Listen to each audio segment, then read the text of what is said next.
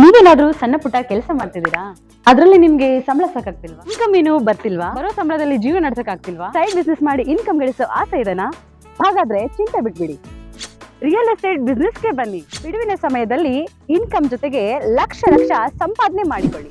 ನಿಮ್ ಜೀವನದಲ್ಲಿ real estate ಹೊಸ ತಿರುವು ಕೊಡುತ್ತೆ. ರಿಯಲ್ ಎಸ್ಟೇಟ್ ಉದ್ಯಮದಲ್ಲಿ ಹೆಸರುವಾಸಿಯಾದ ಎಸ್ಆರ್ ಡೆವಲಪರ್ ಜೊತೆಗೆ ಕೈ ಜೋಡಿಸಿ. ಎಸ್ಆರ್ ಡೆವಲಪರ್ ಅವರು ಲೇಔಟ್ ನಿರ್ಮಾಣ ಮಾಡಿ ಸೈಟ್ ಸೆಲ್ಲಿಂಗ್ ಅಲ್ಲಿ ನಂಬರ್ 1 ಸರ್ವಿಸ್ ಕೊಡ್ತಾರೆ. ಡಾಕ್ಯುಮೆಂಟ್ ಪರ್ಫೆಕ್ಟ್ ಇರುತ್ತೆ, ನಿಮ್ ದುಡ್ಡಿಗೆ ಗ್ಯಾರಂಟಿ ಇರುತ್ತೆ, ನಿಮ್ ಫ್ಯೂಚರ್ ಸಹ ಚೆನ್ನಾಗಿರುತ್ತೆ. ಇವರ ಲೇಔಟ್ಗಳು ಇರುವ ಸ್ಥಳ ಲಿಂಗಸ್ಕೂರು, ಮಾನ್ವಿ, ಹಟ್ಟಿ, ಕವಿತಾಳ ಹಾಗೂ ಶಹಾಪುರ. ನೀವು ಯಾವ ಲೊಕೇಶನ್ ಆದ್ರೂ ಕೆಲಸ ಮಾಡಬಹುದು. ಒಂದು ಕರೆ ಮಾಡಿ ಅಥವಾ ಕಚೇರಿಗೆ ಭೇಟಿ ನೀಡಿ. ನೀವು ಒಳ್ಳೆ ಉದ್ಯಮದಲ್ಲಿ ಭಾಗಿಯಾಗಿ ನಿಮ್ಮ ಲೈಫ್ ನ ಲೀಡ್ ಮಾಡ್ಕೊಳ್ಳಿ. ನಗರದ ಪತ್ರಿಕಾ ಭವನದಲ್ಲಿ ಮಂಗಳವಾರ ಕರೆದ ಪತ್ರಿಕಾಗೋಷ್ಠಿಯನ್ನು ಉದ್ದೇಶಿಸಿ ಮಾತನಾಡಿ 2023-24ನೇ ಸಾಲಿನಲ್ಲಿ ಜೋಳ ಖರೀದಿ ಕೇಂದ್ರಗಳಲ್ಲಿ ರೈತರಿಂದ ಎಕರೆಗೆ ಗರಿಷ್ಠ 20 ಕ್ವಿಂಟಲ್ ಖರೀದಿಸಲಾಗುತ್ತಿತ್ತು. ಆದರೆ ಪ್ರಸಕ್ತ ಸಾಲಿನಲ್ಲಿ ಕೇವಲ 10 ಕ್ವಿಂಟಲ್ ಖರೀದಿ ಮಾಡಲಾಗುತ್ತಿದೆ. ಈ ಕುರಿತು ತಹಸೀಲ್ದಾರರ ಮೂಲಕ ಸರ್ಕಾರಕ್ಕೆ ಮನವಿ ಸಲ್ಲಿಸಿ ಒತ್ತಾಯಿಸಿದರೂ ಯಾವುದೇ ಸ್ಪಂದನೆ ಸಿಕ್ಕಿಲ್ಲ. ಹೀಗಾಗಿ ರಸ್ತೆ ತಡೆ ಹೋರಾಟ ಅನಿವಾರ್ಯವಾಗಿದೆ ಎಂದು ಹೇಳಿದರು. ತುಂಗಭದ್ರಾ ಎಡದಂಡೆ ಕಾಲುವೆಯ ಕೊನೆ ಭಾಗದ ರೈತರಿಗೆ ನೀರು ತಲುಪುತ್ತಿಲ್ಲ. ನವಲಿ ಸಮಾನಾಂತರ ಜಲಾಶಯ ಕಾಮಗಾರಿ ನೆನೆಗುದಿಗೆ ಬಿದ್ದಿದೆ. ರೈತರ ಉತ್ಪನ್ನಗಳಿಗೆ ಕನಿಷ್ಠ ಬೆಂಬಲ ಬೆಲೆ ಸಿಗುತ್ತಿಲ್ಲ. ಇಷ್ಟೆಲ್ಲ ಸಮಸ್ಯೆಗಳಿದ್ದರೂ ಈ ಭಾಗದ ಶಾಸಕರು ರೈತರ ಬಗ್ಗೆ ಅಧಿವೇಶನದಲ್ಲಿ ಧ್ವನಿ ಎತ್ತುತ್ತಿಲ್ಲ. ಬೆಂಗಳೂರು, ಮೈಸೂರು ಭಾಗದ ಶಾಸಕರು ಅಭಿವೃದ್ಧಿಯ ಬಗ್ಗೆ ಮಾತನಾಡುತ್ತಾರೆ. ಬೆಳಗಾವಿ ಅಧಿವೇಶನದಲ್ಲಿ ಉತ್ತರ ಕರ್ನಾಟಕದ ಬಗ್ಗೆ ಚರ್ಚೆಗೆ ಅವಕಾಶ ನೀಡಿದರೂ ಈ ಭಾಗದ ಶಾಸಕರು ರೈತರ ಸಮಸ್ಯೆಗಳ ಬಗ್ಗೆ ಧ್ವನಿ ಎತ್ತಲಿಲ್ಲ ಎಂದು ಬೇಸರ ವ್ಯಕ್ತಪಡಿಸಿದರು. ಜನವರಿ 6ರೊಳಗೆ ನಮ್ಮ ಬೇಡಿಕೆಗಳಿಗೆ ಸ್ಪಂದಿಸದಿದ್ದಲ್ಲಿ ಹಂತ ಹಂತವಾಗಿ ಹೋರಾಟ ತೀವ್ರಗೊಳಿಸಲಾಗುವುದು ಎಂದು ಎಚ್ಚರಿಕೆ ನೀಡಿದರು. 2023-24ರಲ್ಲಿ 1 ಎಕರೆ 20 ಕ್ವಿಂಟಲ್ ಖರೀದಿ ಮಾಡ್ತಿದ್ರು ಸರ್ಕಾರ, ಕೇಂದ್ರ ಮತ್ತು ರಾಜ್ಯ ಸರ್ಕಾರಗಳು.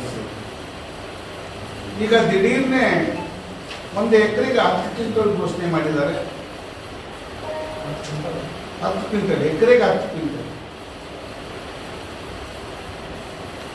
ರೈತ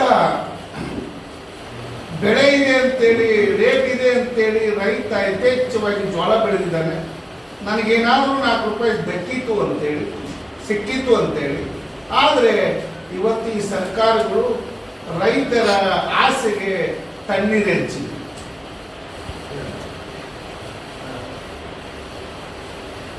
ನಾವು ಈಗಾಗಲೇ ಸರ್ಕಾರಕ್ಕೆ ತಹಸೀಲ್ದಾರ್ ಮೂಲಕ ಸರ್ಕಾರಕ್ಕೆ ಮನವಿ ಕೊಟ್ಟಿದ್ದೀವಿ. ಯಾವುದೇ ಸರ್ಕಾರ ಇದಕ್ಕೆ ಕ್ಯಾರೆ ಅಂತಂದಿಲ್ಲ. ಸರ್ಕಾರ ಇದ್ರ ಬಗ್ಗೆ ಮಾತೇ ಆಡಿಲ್ಲ. ಎಲ್ಲಾ ಶಾಸಕರುಗಳಿಗೂ ಇದ್ರ ಬಗ್ಗೆ ಮಾತಾಡಿದ್ದೀವಿ.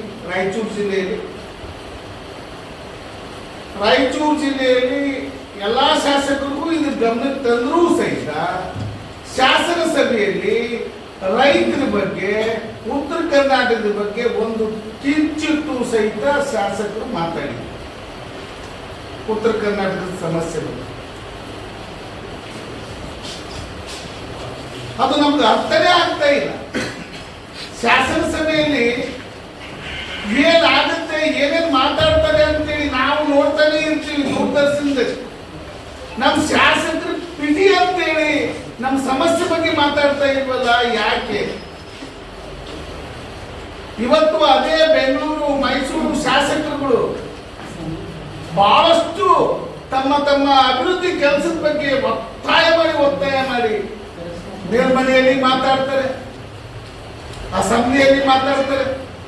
ಆದ್ರೆ ನಮ್ಮ ಶಾಸಕರು ಮಾತ್ರ ಬಾಯಿ ಮುಚ್ಚಿಕೊಂಡು ಕುತ್ಕೊಂಡಿದ್ರು ಉತ್ತರ ಕರ್ನಾಟಕ. ಇದ್ರ ಬಗ್ಗೆ ನಾವು ಈ ಸರ್ಕಾರಕ್ಕೆ ಈಗ ಆಲ್ರೆಡಿ ನಿಮಗೆ ಮನವಿ ಮೂಲಕ ಸರ್ಕಾರಕ್ಕೆ ತಿಳಿಸಿದ್ದೀವಿ.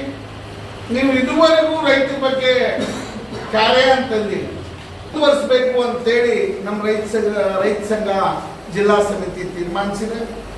ಅದಕ್ಕಾಗಿ ನಾವು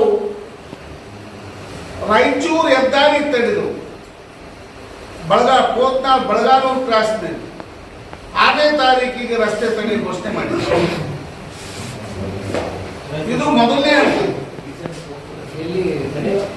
ಹೋಗ್ತಾಳು ಕ್ರಾಸ್ ಅಂತ ಬೆಳಗಾವಿ ಕ್ರಾಸ್ನಲ್ಲಿ ರಸ್ತೆ ತಡೆ ಮಾಡೋದಕ್ಕೆ ಇದು ಮೊದಲನೇ ಹಂತದ ಚಳವಳಿ ಪ್ರಾರಂಭ ಮಾಡೋದು. ಒಳಗಾಗಿ ಸರ್ಕಾರ ಎಚ್ಚೆತ್ತುಕೊಂಡು ಈ DC ಮತ್ತು ಎಲ್ಲ ಅಧಿಕಾರಿಗಳು ಇದರ ಬಗ್ಗೆ ಮಾತುಕತೆ ಮಾಡಿ ಹೋದ ವರ್ಷ ಏನಿತ್ತು 2023-24 20 ಕ್ವಿಂಟಲ್ ಘೋಷಣೆ ಆಗಬೇಕು.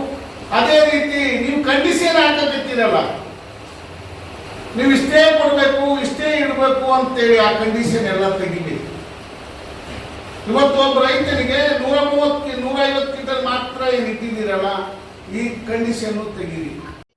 ಈ ಸಂದರ್ಭದಲ್ಲಿ ಜಿಲ್ಲಾಧ್ಯಕ್ಷ ಬಸವರಾಜ ಹಂಚಿನಾಳ, ಪ್ರಹ್ಲಾದ್ ರೆಡ್ಡಿ, ಬಡೆಸಾಬ್ ಬಿಜನಗೇರ ಉಪಸ್ಥಿತರಿದ್ದರು.